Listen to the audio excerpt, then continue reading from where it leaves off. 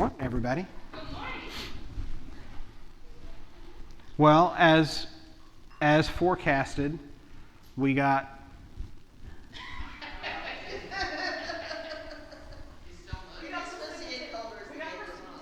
we did. They did.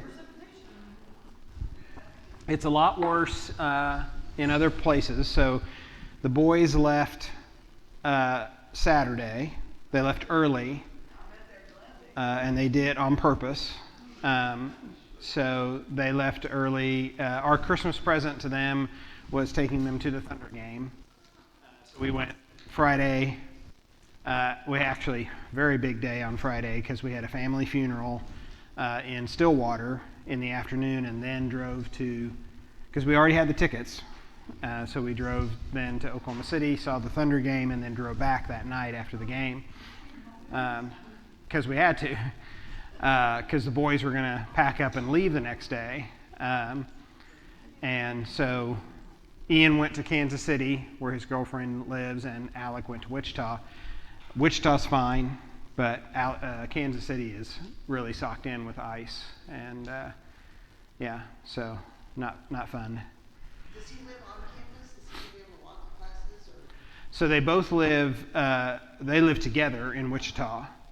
And no, they can't. I mean, they walk to campus. Their dad thinks they could. But they don't think they can. Wichita's not bad. And they don't have classes for another 2 weeks. So Alec is actually getting on the train in 2 days at 2 a.m. in the morning out of Newton and taking the train to Albuquerque with several of his friends. And that's like a 14 or 15 hour trip or something on the train, and then they get to Albuquerque and they stay like not even a full day and spend the night and get up the next morning and come back on the train. Yeah. So that's what they're doing. Somebody else is driving. And that's good.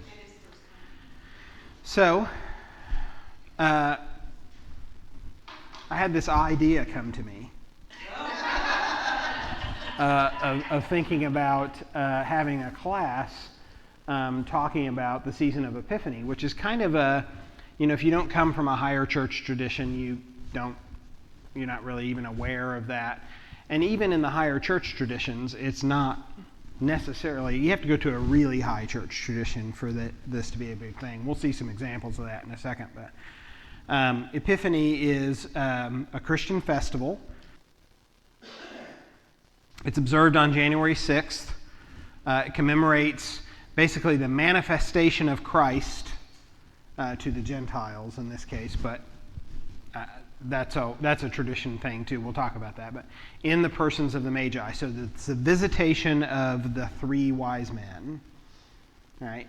And it's the recognition by the outside world of Jesus as Messiah, God enfleshed, Son of God, however you want to characterize that. Right? It is also my wife's birthday. Yes. Yes. Actually, the Sunday before, so Epiphany is tomorrow, the actual official feast of Epiphany, which is, also Kathy Moore's birthday. And the celebration of Epiphany has been sort of this tradition in the church, but then it's also come to mean something else. Like in our language, it's come to mean sort of this sense of awareness or a sudden spark, light bulb over the head kind of awareness of something. And that's what really intrigued me, is thinking not, less about the history, though we'll talk about that a little bit, and more about this idea of what kind of revelations have you had in your life? Something that came upon you that really shifted your awareness about something. We'll talk, from my perspective, I'll talk a lot about some theological epiphanies that I've had, but I don't think you should confine it to that. Hopefully this will be a chance for us to have some conversation about that in some places where you've had some of these epiphanies. And what are the ones that have stuck? and what are the ones that maybe seem like epiphanies, and then you're like, oh, that was not a really good idea after all. But so Epiphany, focuses primarily on, the three wise men, though in some traditions it also focuses on the baptism in the Jordan, or on the wedding at Cana, which is the first miracle of Jesus, turning water into wine. Right? So all of those are revelations of Jesus as divine figure. So whether that's the wise men coming from afar to pay homage to the baby, sign number one, or whether it's Jesus in the Jordan and the dove coming, the Holy Spirit coming down, or whether it's the miracle. Those are all sort of different iterations of that sense of Jesus being revealed. Okay? Also, as you'll hear a couple of times today, three wise men is just one of the mysteries of tradition. It does not say that in Scripture. There's no indication of the number of anybody. There is indication of the number of gifts. And so then what got attached to it is, if there's three gifts, there's three people. Because we all know nobody comes without a gift. Right. It's hard enough. That's right. Three seems like just on the edge of fantastic, right? So, in the Eastern Church, theophany, as Epiphany is known, does commemorate Jesus' divinity as the baptism. So the arrival of the Spirit on Jesus. So it's much later than the birth. Okay? And also on a different day in the Eastern Orthodox Church. While the Western celebration of Epiphany, which that word comes from the Greek, which means sort of to be revealed or revelation or something like that, has this implication of revelation from above. And the Eastern celebration of theophany, which also means a revelation of God, theo is the God word there, have developed their own traditions and their liturgical significances. The feasts share more than just sort of this same time period. So across the world, people do different kinds of things. In Italy, sweets and presents are given to children not on Christmas, but on Epiphany. And children in many parts of Latin America, the Philippines, Portugal, and Spain also receive their presents on Three Kings Day, which is another thing for Epiphany. And if you have grown up in a culture that has any sort of French influence on it, Three Kings Day becomes, and we're getting ready to head into, right. There are also often parades, like very festive, very big parades. You see the Three Kings, right?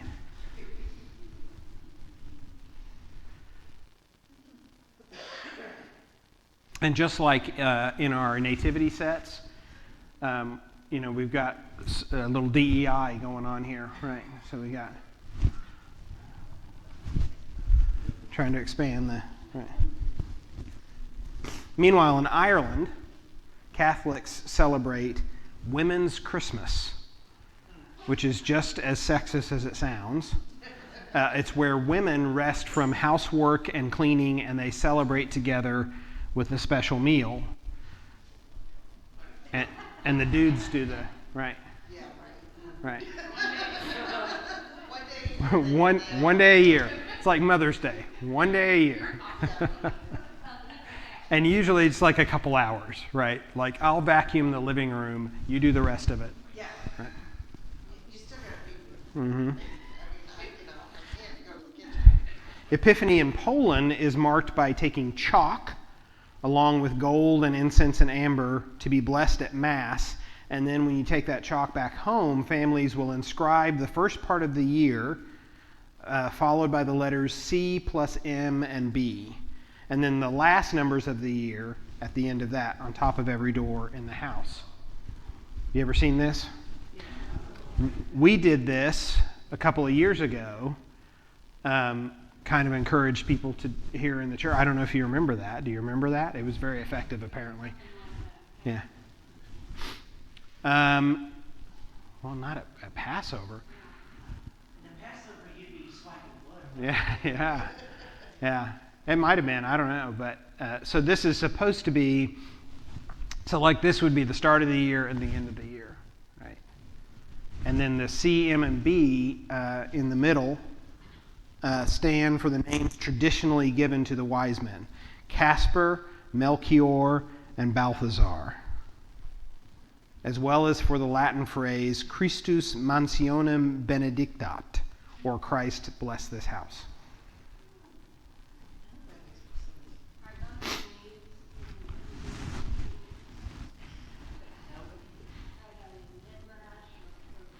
They're Christian midrash, yeah. They're the tradition that has filled that in. And perhaps, you would think it's a coincidence that the Latin phrase "bless this house" is also traced to these three. It has the same letters. Yeah, probably not a coincidence. This started as some sort of. But again, to think about the ways in which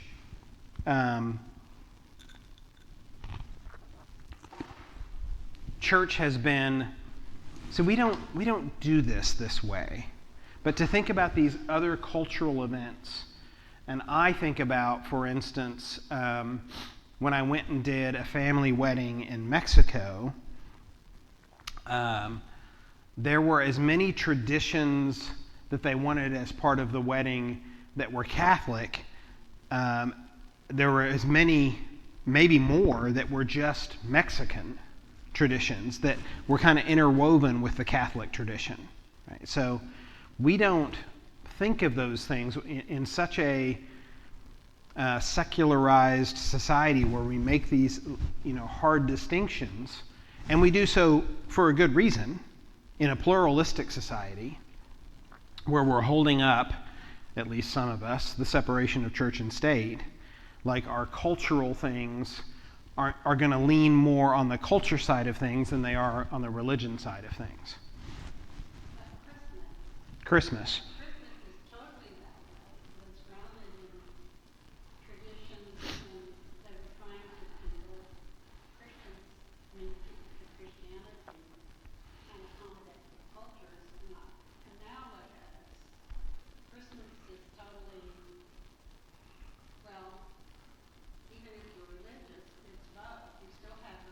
Sure. But Christmas, like Christmas in the States and in some other sort of Western traditions, is very different than it is in other parts of the world. We have a highly commercialized form of that. And it is very, Santa Claus is very present, and it's, pardon the pun, and it's, that sort of sense of Christmas is about X, Y, and Z, as opposed to a religious component, which would say Christmas would be about other things, and the rituals would reflect those other things. And so you see, we've had a shorter amount of time with that as well, in a very young country. And when you have that tradition that goes on for a much longer time in other parts of the world, those lines are different. They're just different. And so then, the culture, is this a cultural parade or is it a religious parade? And, it's harder to separate those two things out. I'm going to have you guys do this because we're recording. Well, a lot of our Christmas traditions here and in Western Europe are as much Dickensian as they are religious. Or as much? Dickensian, they come from Charles Dickens. Sure, yeah, maybe, yeah. I mean, from A Christmas Carol and all the things that... We have a lot of emphasis on different things, for sure. And what, my point about all of that is that we don't... religion is much more infused into people's lives in other parts of the world than it is here, where you have less diversity in religious practice. So when you have a culture that, even if it isn't predominantly attending church, a French culture that has been heavily influenced by Catholicism has this flow to it that is much more mapped by the religious influence than it is by the, in fact, it's hard to distinguish what is the religious. And so what they've essentially done is take the religious things and turn them into cultural things. Mardi Gras is a great example, right? Where in New Orleans, Mardi Gras is a decidedly religious, I mean, the undertones of it and the foundations of it are Catholic. But you would be hard-pressed to describe it as Catholic if you went to a Mardi Gras parade, right? Yeah, very much not so. So we think of it as a New Orleans thing, but Catholics, they celebrate with king cake, Go look for the baby. right? With the object or figurine right in there. So in some locations, so what happens in New Orleans? If you get the baby, what do? You have to throw the next party. Is that right? That's when I lived there, that's what it was. I'm looking to the Louisiana. In some locations, the lucky recipient of the prize either gets special treatment for the day or must hold the party, right? The next party, yeah. So, that's part of the holiday, the season of Epiphany. Yeah.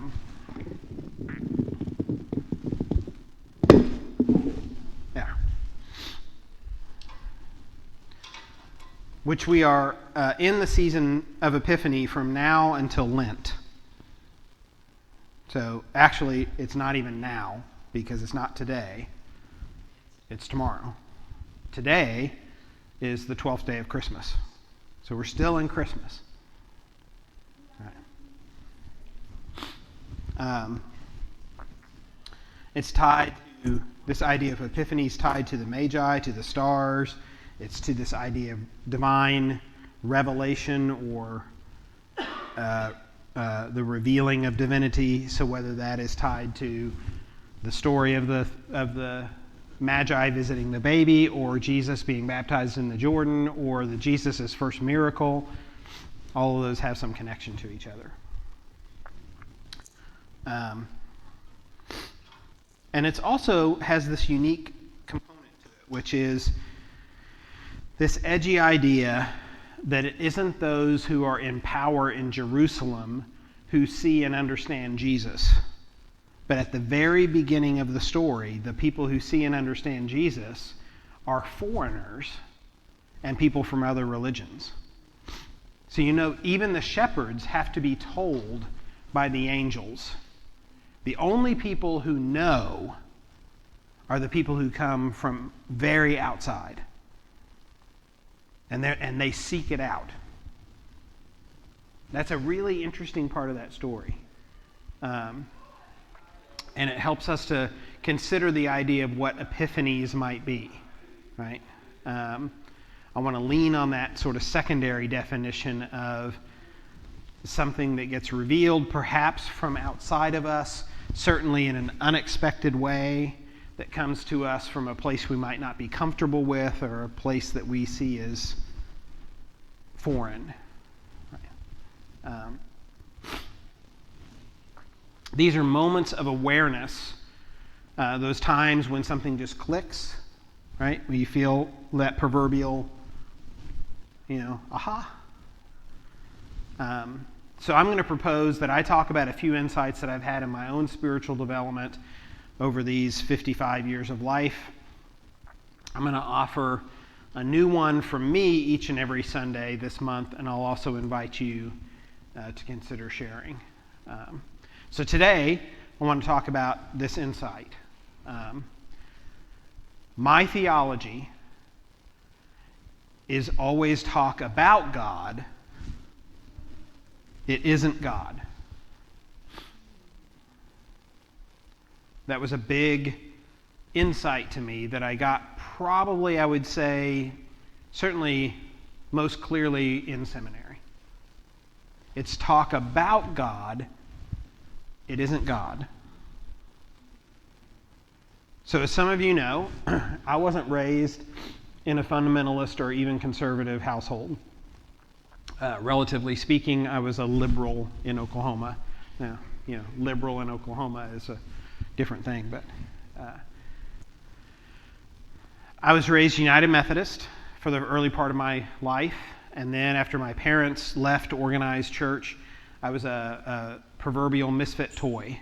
I lived in Edmond, Oklahoma, and did not attend church, which is like a unicorn Bigfoot, right?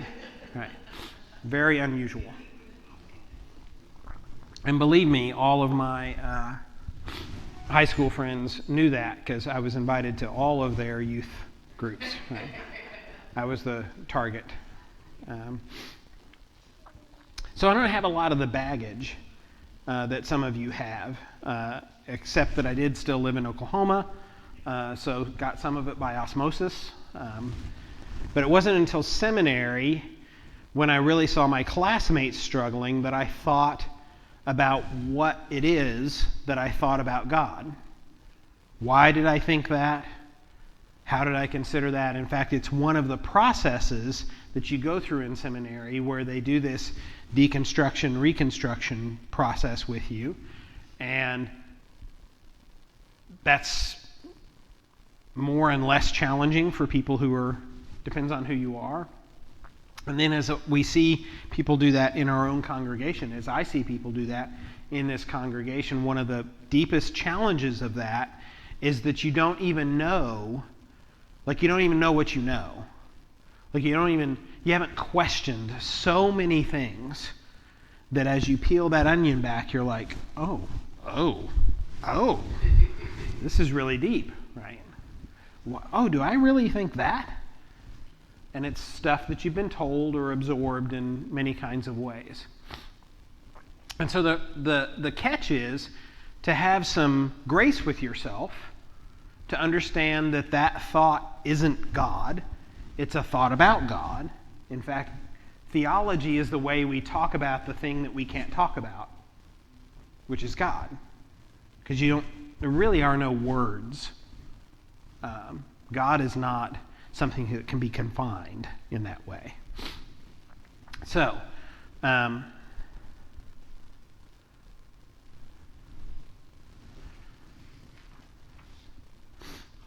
as you do that work of reconstruction, which just takes the form of a very, very long paper if you're in seminary, you realize that all that we are doing is talking about God through the lens of our own experiences. We aren't defining God, because how do you define God? Creator of the universe? Yeah, but think about that for a second. That might be a nice universal thing that we would say, creator of the universe, that seems pretty accessible by lots of people. But what does that really mean? I mean, how does that, is that something that you can kind of hold on to? Do we define God as the Big Bang behind the Big Bang? The force that binds every living thing together to go, the route of Yoda? Do you define God as like the ground of our being? So God is not a being. God is the thing that makes up being. Right? And once you start talking like that, you're like, okay, I don't even know what I'm talking about at this point. Or is it something that you have a hard time putting into words? Like if you've ever been camping far away from light pollution and you've seen the Milky Way, spread out across the sky.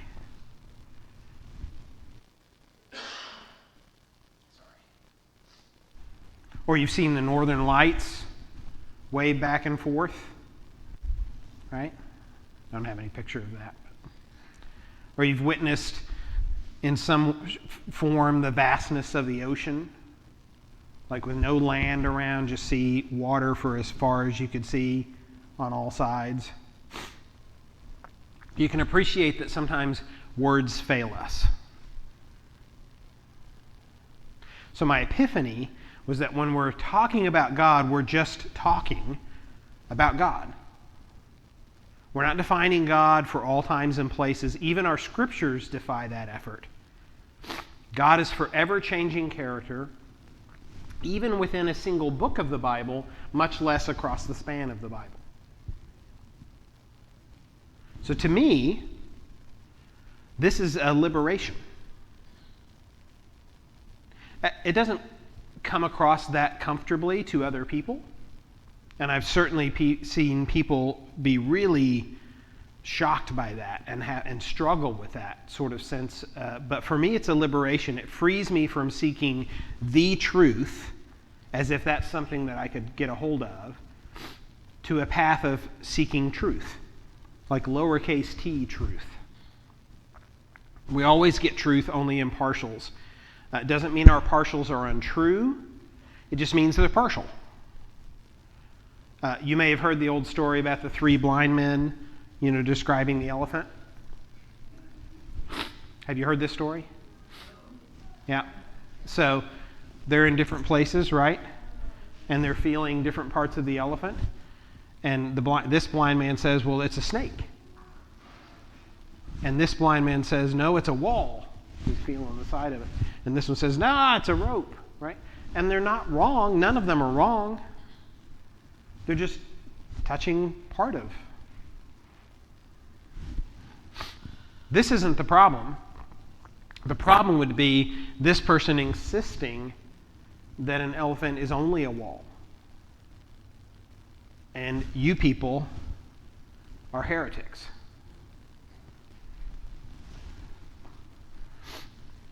But that's what we do with God. We see that through our own lens, with our own experiences, with our limited scope, and we call that lowercase t truth a capital T truth. We're not wrong, we're just not completely right. So having a humility about the truth we possess is a very important spiritual lesson. It helps us to honor the experiences of others, though we still have to struggle with the habit of rating those experiences, or assuming that if everyone had the experiences that you've had, they'd end up in the exact same place that you did, right?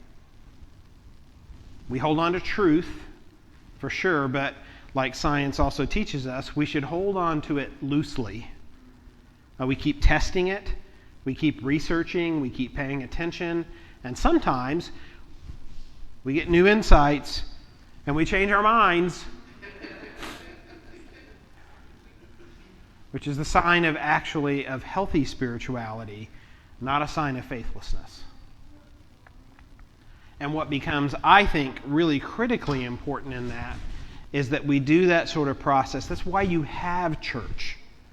That's why you have a community like this where you can come and test those theories out, right? So that you can have people say, that sounds like a really interesting insight.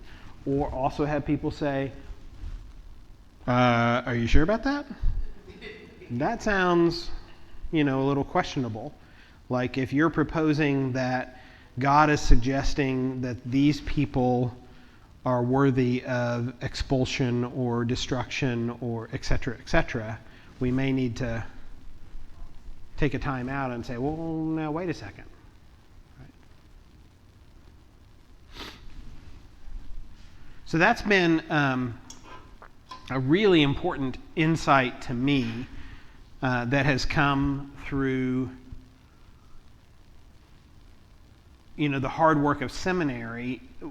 I would say that it came to me before seminary. Seminary just sort of really laid that out, had me have to write that down on paper so that I really solidified that for me. But I understand that that's a different experience for other people. So I'm curious where you all are, either with the epiphany of all our talk about God is just talk about God, it isn't God, or your own epiphanies. So I'll give you a second to think about that as I go.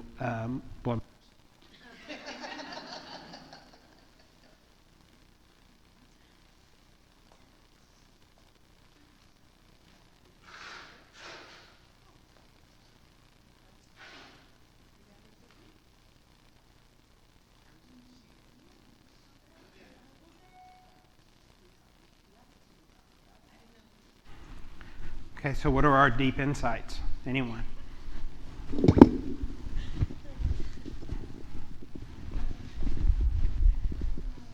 I almost had the compulsion to like just jump up and grab it, and I thought, I'm gonna try to wait, be patient, Okay. because I suck at patience really bad. Self-control, what's that? Yeah, I need some, yeah.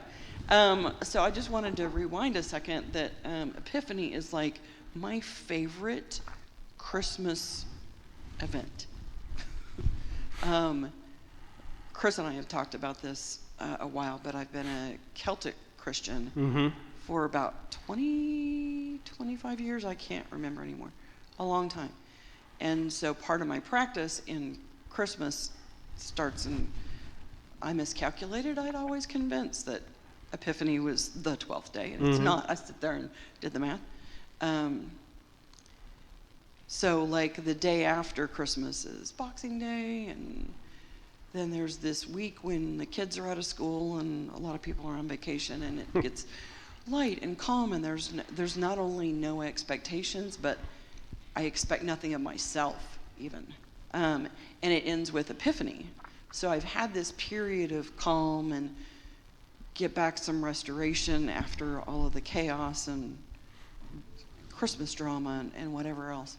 And so I set aside a day on Epiphany, back when I was self-employed and could control that, to sit and think about at least the year, sometimes just the Christmas season of, oh, I don't have to expect that of myself anymore, kind of thing in Christmas or whatever. And so Epiphany is my favorite. But okay, so my favorite Epiphany in general that I'm holding on to a lot since the 10th anniversary of my dad, Richard Kirby's death, coming up in April, has been that his fatherhood became an example of God to me.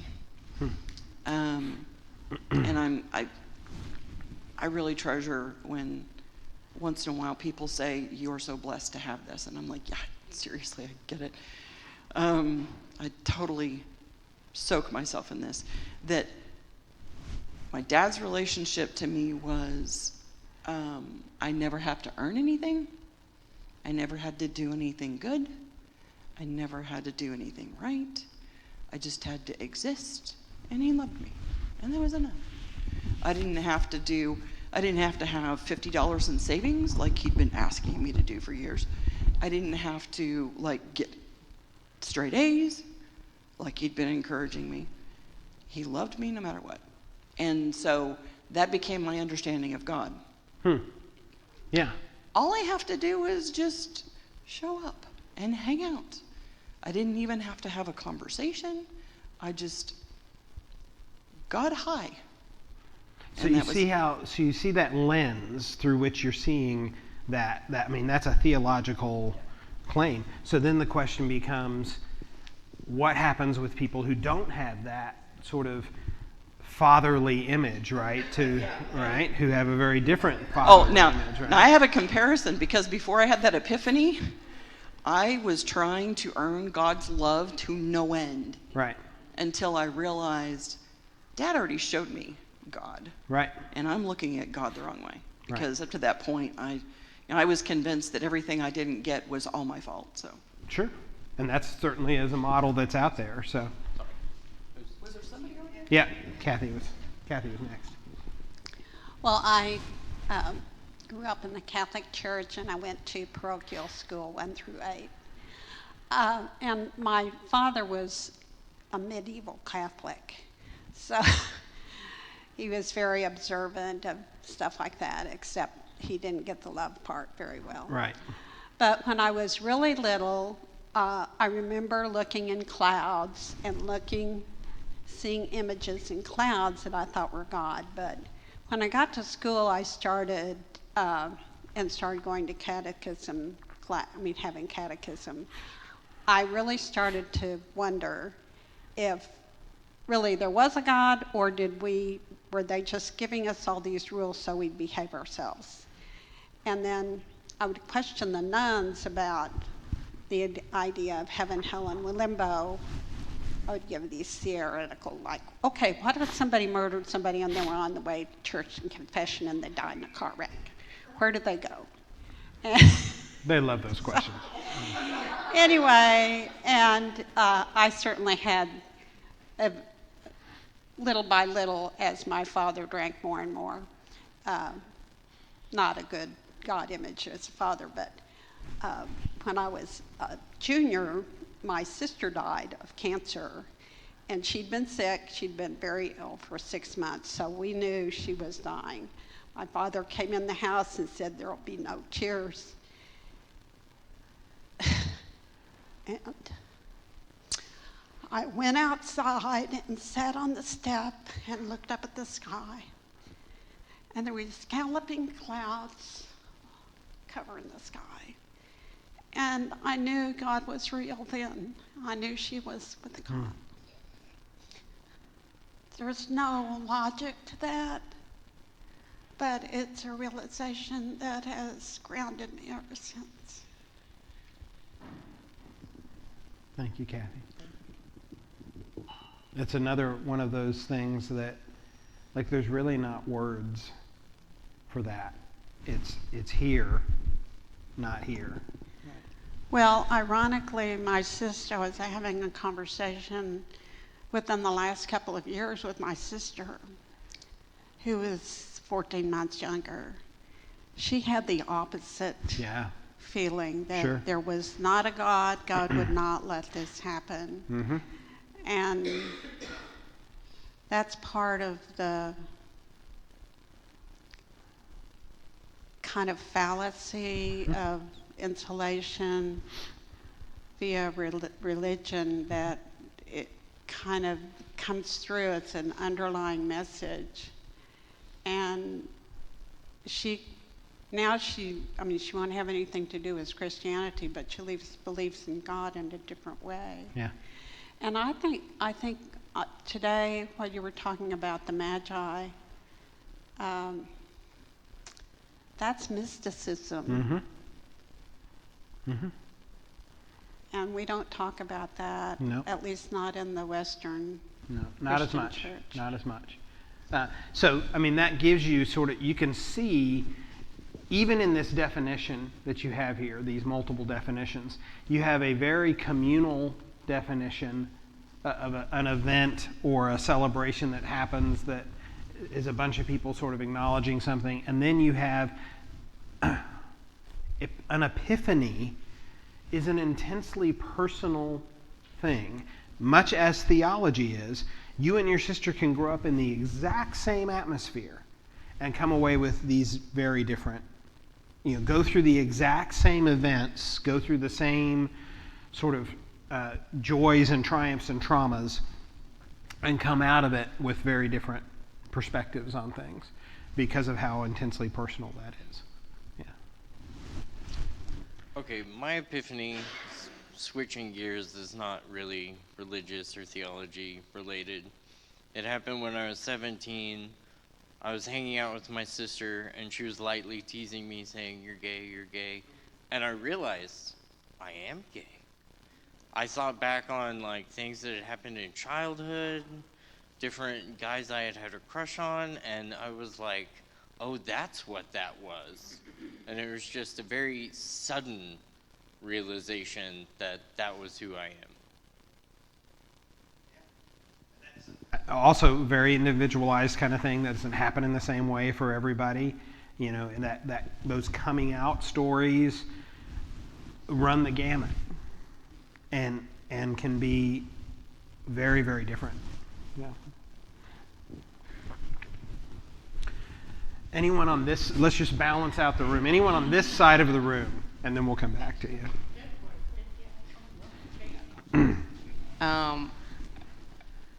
The epiphany I talk about is being at this church.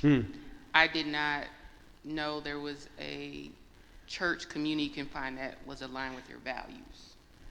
I grew up in the AME church. Needless to say, it's like the 1750s still there. And growing up in that, we didn't talk about politics or society. Like the church didn't try and meet people where they are.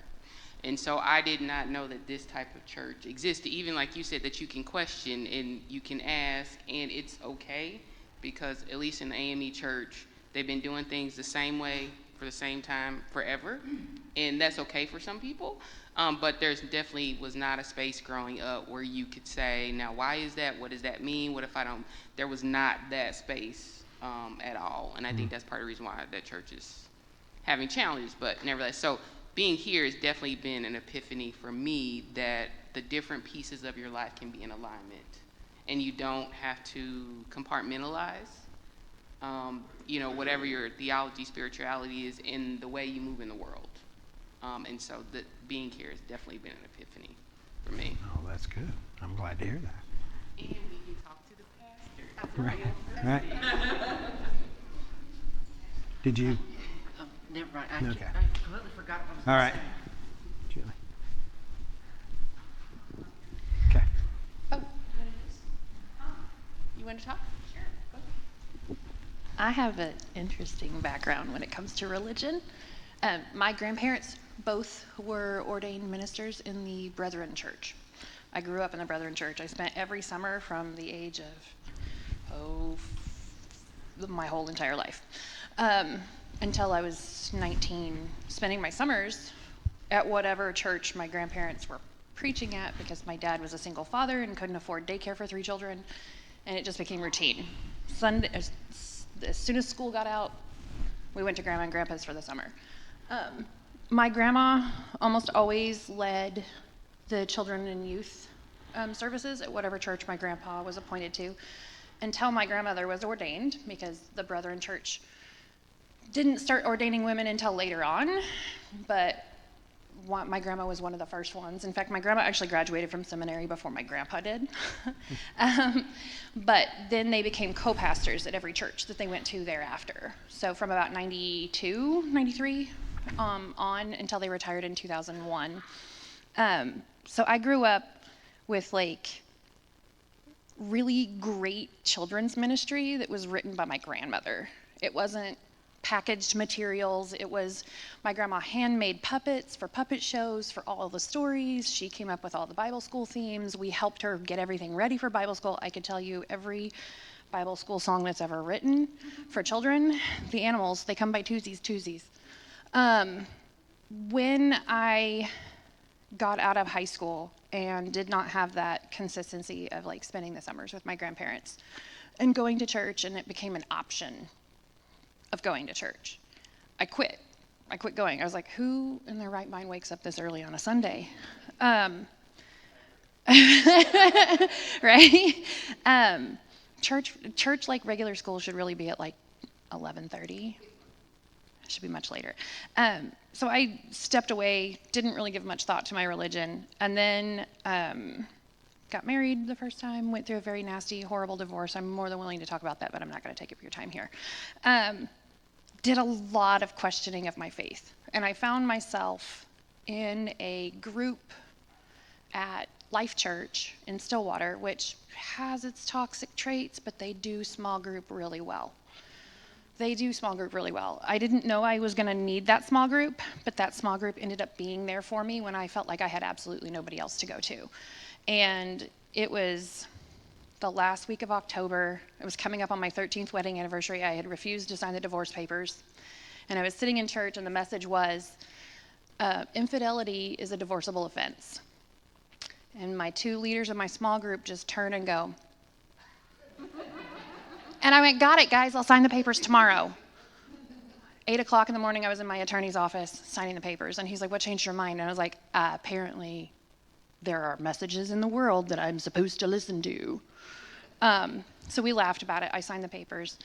I screwed over my ex-husband really well, because infidelity in Oklahoma is automatic alimony. Then I met Justin. Oh, Justin. And he told me he was in seminary. I was like, well, my grandparents will like you. And so will my dad and my stepmom. because you're a very godly man. And he's like, whoa, whoa, whoa, whoa. I just said I was in seminary. I just said I was in seminary. I said, That's no, right. no, no, on paper. So we had a good laugh about that, but I had to be very forward, like very transparent with Justin because I really like this guy and I wanted him to know, like, hey, me and religion, we're complicated because I have a sister who's a practicing witch. I have a brother who is completely agnostic. I have a mother who is agnostic. And then I have my very religious parents, but not scary religious parents. Well, one of them isn't. And Justin was like, it's okay, everybody has to deconstruct. And I think I've been deconstructing for like 2 decades now. Because once I start to reconstruct, because I get these moments of, oh, yeah, duh, you're supposed to live life this way to your values. Then I have like a step back where it's like, well, but wait. And thank goodness for Justin, because he has never once criticized any of my deconstruction. Or any of the weird Christian witchy steps that my reconstruction takes, because I definitely believe that a lot of our energy has to come from the earth, but the earth had to be created by somebody or something, or somehow, but then science. So it's a lot of fun, but over the course of the break at Thanksgiving, Justin and I had a very deep conversation because my stepmom, who's very dear to me, made the statement to me that she was really disappointed in the life that my sister and I were leading because it wasn't the way we were brought up in the church, and that we accepted homosexuality and that we accept a lot of our liberal ideals. And she said she was disappointed because it's not how we were raised. And my sister and I both looked at each other and we were like, we were raised in the church that said, love your neighbor. Period. I don't understand. And so she and I cried about it for about 2 hours after we got home from our trip, because we just didn't understand, like, how are we being seen as the villain because we're loving people? And I had a very long conversation with Justin about that, and it came to me that my religion and my faith are my values, and they're mine, not anybody else's. And I just have to figure out how to tell my stepmom that now. Yeah. Yeah. How are we doing on time? It's, yeah. This is less than 8 minutes. So, And Violet has. oh, Yeah. But go ahead. why don't we keep till next week?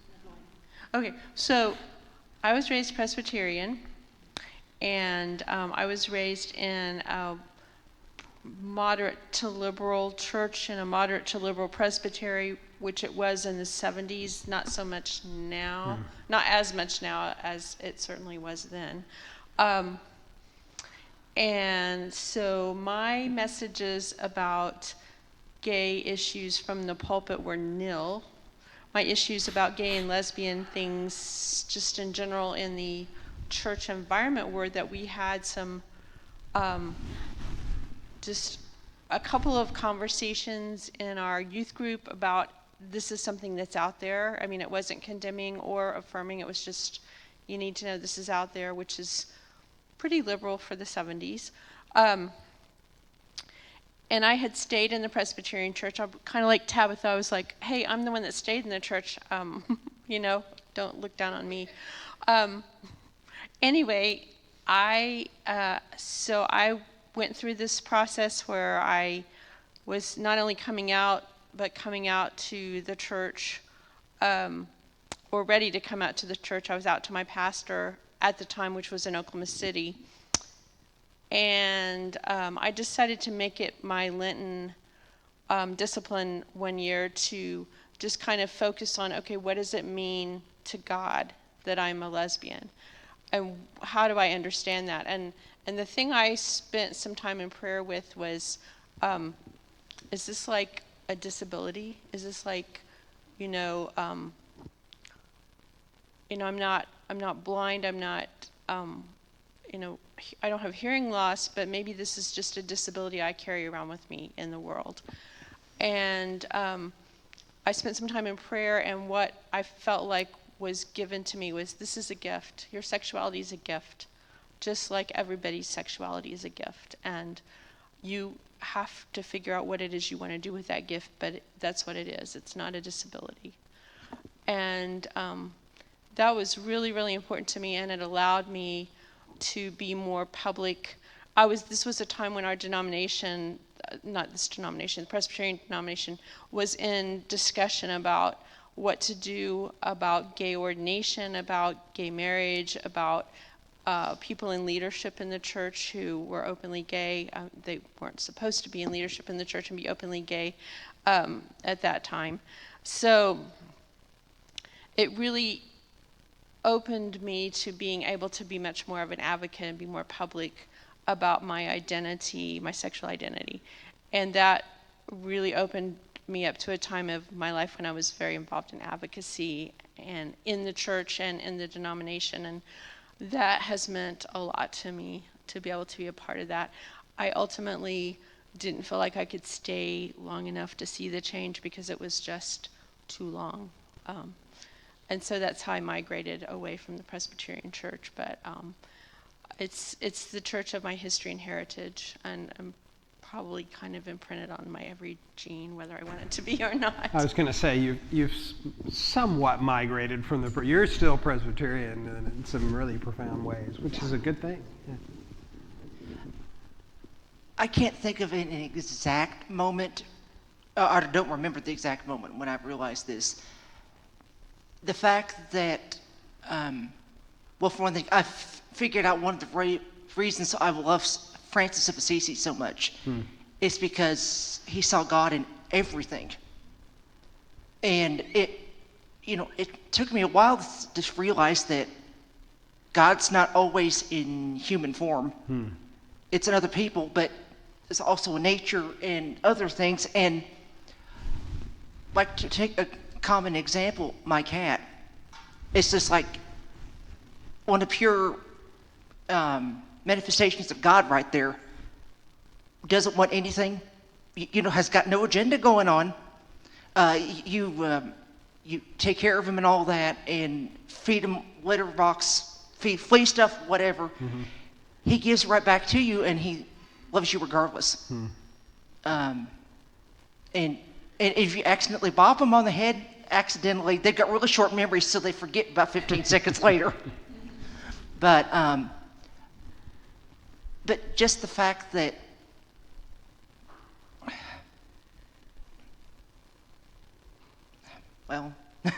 but just the fact that this a spark of the divine in everything. I mean, God created it. There's just kind of like, there's just no way to go without it. Right. So. And if you live through that, like if you accept that as doesn't it change the way that you have to look at things? Everything. Yeah. Right. Yeah. So. It is a epiphanous kind of thing. Was, and it goes back to, okay, we're going to be heretical a second. I don't believe that Jesus was the actual manifestation. He wasn't any more a son of God than like you are or anybody else is. He wasn't like divine and like divine. He's no more divine than anybody else. To me, he was just nothing more than just a really good rabbi who was a good preacher, and enough countercultural, he ticked off the Romans and got executed for it. But that's beyond it. And so, which means I also don't believe that Jesus was perfect. There's evidence in the scriptures. So if I consider Jesus as part of a creation of God, and he's not perfect, nobody else is, so. It certainly helps you when you're called to imitate Jesus, right? Right, yeah. Yeah. For Jesus to not be perfect is very helpful in that. Yeah. So. Thanks. Well, I hope this is just, save them up because we've got 3 more Sundays to think about these kinds of things. What I hope that we'll get out of this is some comfort with being in that place of, like Tabitha said, like deconstruction and reconstruction are not 2 separate events. They occur all the time alongside each other, right? And often one evokes the other. And it's just that process that we have to get then more comfortable with. So I will tell people often, as their pastor, that I think probably the best theological answer is, I don't know. And that's not a glib, dismissive kind of thing. It is a recognition that none of us really know, and that can be actually a comfortable place if you let go. So Kierkegaard famously said that, you can be adrift in the ocean, right? The endless sea. That can be both a awe-inspiring image and a terrifying image if I dropped you right there, right? And Kierkegaard said, so our habit would be, if we were dropped right there, lost in this vastness, not understanding anything, no sort of sense of trajectory or where our habit would be, we just swim like crazy, right? We tread water, we swim like crazy, we try to keep ourselves afloat. But if you will stop, Kierkegaard said, faith is you stop and you relax, and if you do that, you'll float, right? And you can float forever. That's disconcerting in and of itself, right? But that's the idea of faith, is the letting go part and trusting in what you don't understand. What I heard in all of the comments just today were little nuggets of, I don't understand this, but this is how I've arrived at this conclusion. And none of those arrivals came via some sort of carefully constructed intellectual argument. It came from somewhere else. So we hold on to those things as epiphanies and think about that over the week to come, and we'll be back next week. I'm going to share another one of mine, and then hopefully we'll have some good conversation. So see you next week.